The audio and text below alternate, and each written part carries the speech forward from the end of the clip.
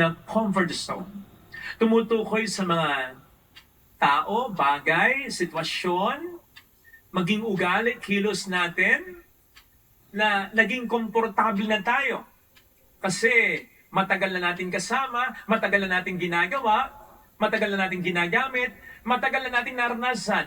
Kaya nasanay na tayo. Naging komportable na tayo. Ito ang dahilan kung bakit hindi madaling iwan para sa atin ang mga comfort zones na hindi na magawang makipagkapwa-tao. Dahil ang mundo na nila ay ang pamilya nila. Ang focus nila ay ang pamilya na lang nila. Ang comfort zone nila, therefore, ay pamilya nila. Minsan hindi ka na makakain sa ibang mga restaurant kasi ang comfort zone mo, yung dati mo nang kinakainan kung saan alam mo nang o-orderin mo. Position or mag-try ng ibang skills kasi ang comfort zone nila ay yung nakasanayan nilang trabaho.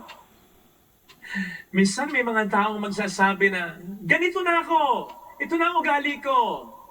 So yun yung comfort zone na nila. Ayaw lang mabago. Alam po ninyo, hindi masamang makontento eh. Pero nagiging masama ang pagiging kontento kung may improve pa talaga tayo. Kung mabuti na tayo, dapat mas maging mabuti pa tayo.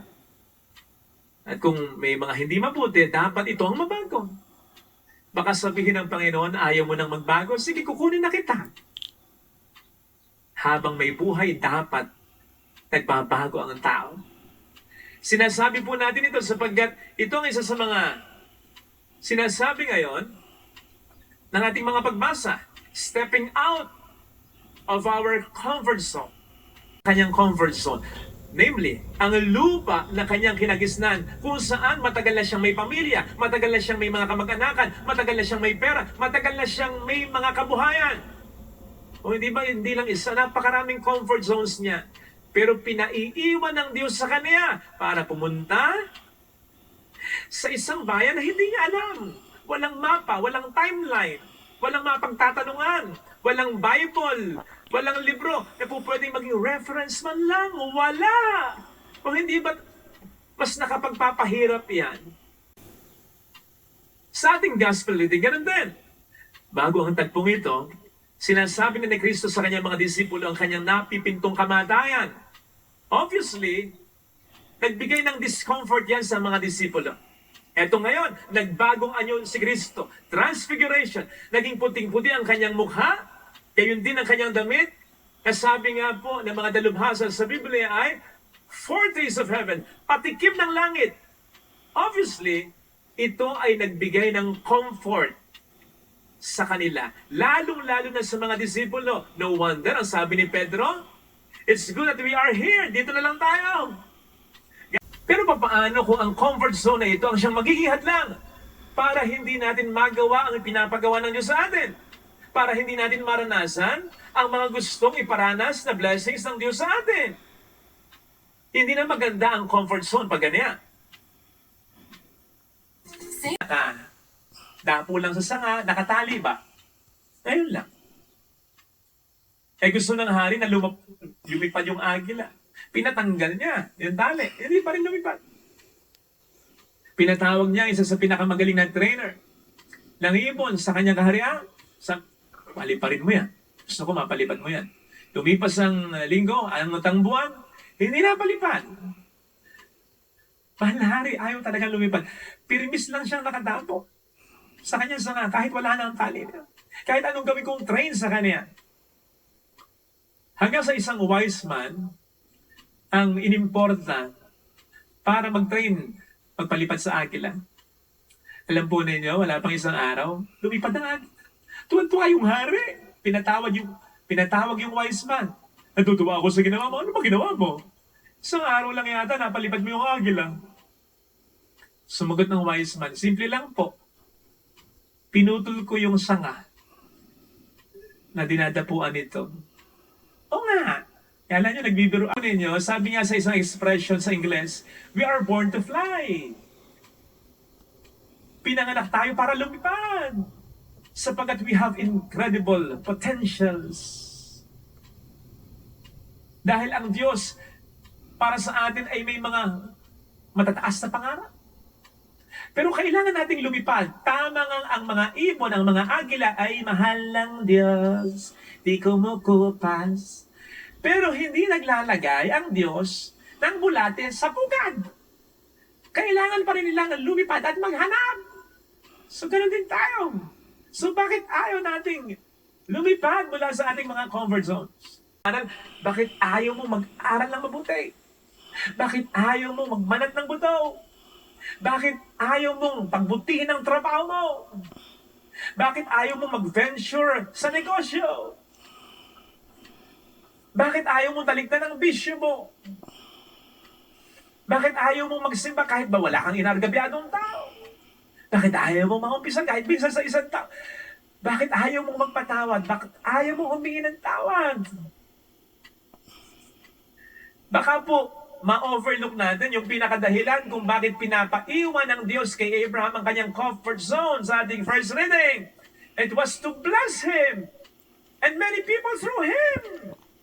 Sabi ko nga nung nakaraang linggo patungkol sa tukso, kung tayo lang talaga ang sisirain ng demonyo, edi patukso na tayo. Kung ayaw natin umiwas sa tukso, edi patukso ka na. Kung ikaw lang ang sisirain ng demonyo, pero alam mong hindi lang ikaw ang sisirain ng demonyo, pati asawa mo, pati mga anak mo, pati pamilya mo. Kaya mas dapat tayong umiwas sa tukso. Ngayon naman sasabihin ko, kung tayo lang ang mababless, edi huwag na tayong pabless. Okay lang. Kung ayaw natin iwanan ang comfort zone natin. But here, God is telling us na hindi lamang tayong gusto niyang i-bless, kundi yung mga tao sa buhay natin, kung iiwanan lamang natin ang comfort zone natin. Kaya mas dapat nating iwanan ang comfort zone natin. Salute. Kaya, salamat talaga sa mga taong iniiwan ng comfort zone nila para sa Diyos at para sa kapwa, lalo na para sa kanilang pamilya. Yung pwede namang mabuhay ng sarili lamang nilang inaasikaso nila, wala pang masyadong stress at problema. Pwede namang ganun ang buhay nila, yun ang comfort zone. Buhay ko na lang asikasuhin ko. Pero iniisip ka pa niya, kahit may sariling buhay siya, kahit pwedeng hindi na, iniisip ka pa rin niya, ay, blessing yung mga tao yun. At yung mga tao, kung magbigay, kung mag-extend ng tulong, hindi lang minimum na pera, hindi lang minimum na pangunawa, hindi lang minimum na pakikisama, hindi lang minimum na pagkapasa, hindi lang minimum na pagmamahal, hindi lang minimum na pag-aalaga, kundi maximum talaga. Ay, salute sa mga tao ngayon. Biyaya yan! May nag-confide sa akin isang OFW, tinutuntun daw ng anak niya yung mga pagkukulang niya na hindi naman niya pwedeng i-deny. Father, wala talaga ako ng birthday, wala talaga ako ng graduation kasi kailangan ko na nasa abroad ako, hindi ako bibigyan uli ng trabaho ng amo ko. Nang makausap ko, naawa naman ako. Nang makausap ko, nakita ko yung napakalaki niyang punto. Na aminado naman siya, nagkulang siya sa anak niya. Pero hindi niya yung gusto dahil para gusto lamang niya mabigyan ng maganda kinabukasan na kanya. Sa iris ko, sabi ko sa kanya, pwede kaya wag ka nang bumalik sa abroad? Para maunawaan ng anak mo na nakapag-aaral siya dahil sa'yo. Na may kinakain siya dahil sa'yo. Na maganda ang cellphone niya dahil sa'yo. Na aircon ang kwarto niya dahil sa'yo. Ano ba namang mga batang ito? Dapat nga, yung mga OFW na yan, pag uwi dito, tayo ang kanilang magiging comfort zone, tayo ang magbigay sa kanila ng comfort kahit papano. Kung iba, natatakot umalis sa kanilang comfort zone para isipin ng iba. Kasi baka hindi naman din ma-appreciate yung ginagawa nila. Napagod na sila, nasaktan pa sila, na-disappoint pa. Huwag naman sanang dahil dyan, ay huwag na tayong umalis sa comfort zone natin para sa iba. Sapagkat, tiyak namang marirealize sila. At ang Diyos ang siya magpaparealize sa kanila. Sapagkat ang Diyos nakikita ng ating mga ginagawa para sa Kanya at para sa iba, lalo na para sa ating pamilya. Kanya, para sa inyo, maligtas lamang kayo.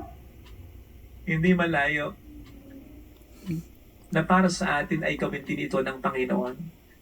Na para sa atin ay iparealize niya sa mga tao sa buhay natin ang mga bagay na tinalikuran natin para lamang mabigyan ng comfort ang mga mahal natin. At hindi rin malayo na para dito at dahil dito, sabihin para sa atin ng Panginoon, "This is my beloved Son, in whom I am well pleased. Ilagay natin ang ating kanang kamay sa tapat ng ating puso.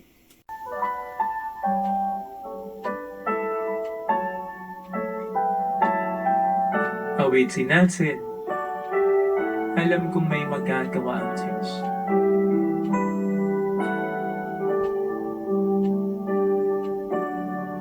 Alam kong may magagawa ang Diyos. Alam kong may magagawa ang Diyos. Alam kong may magagawa ang Diyos. Kung ako'y magtatapat, Kung ako'y magtatapat sa Kanya'y maglilingkod, sa Kanya'y maglilingkod. alam kong may magagawa ang Diyos. May magagawa ang Diyos. Alam kong diringgin ng Diyos ang samo ko, sapagkat anak niya ako. Ng Diyos ang samo ko. Alam kong diringgin ng Diyos ang samo ko, Alam kong diringgin ang Diyos sapagkat alam niya ang pinagdaraanan. Kung ako'y magtatapat, Kung ako'y magtatapat sa Kanya'y maglilingkod, sa Kanya'y maglilingkod. alam kong diringgin ng Diyos ang samo ko. Diringgin ang Diyos Pumikit tayo. ang samo. Panginoon, maraming salamat sapagkat minsan ay talagang iniwan mo ang comfort zone mo, ang kalangitan, para lamang kami mabigyan ng kaligtasan. Pero mula noon hanggang ngayon, hindi ito fully na-appreciate ng tao. Ako mismo sa buhay ko, nakakalimutan ko ito. Alam kong masakit kasi ayaw ko din na na-overlook at hindi pinapahalagahan ang mga sakripisyong ginagawa ko. Yung paglisan ko rin sa aking comfort zone para mabigyan naman ng comfort ang iba. Pasensya na Panginoon, yung ayaw kong ginagawa sa akin, nagagawa ko sa iyo.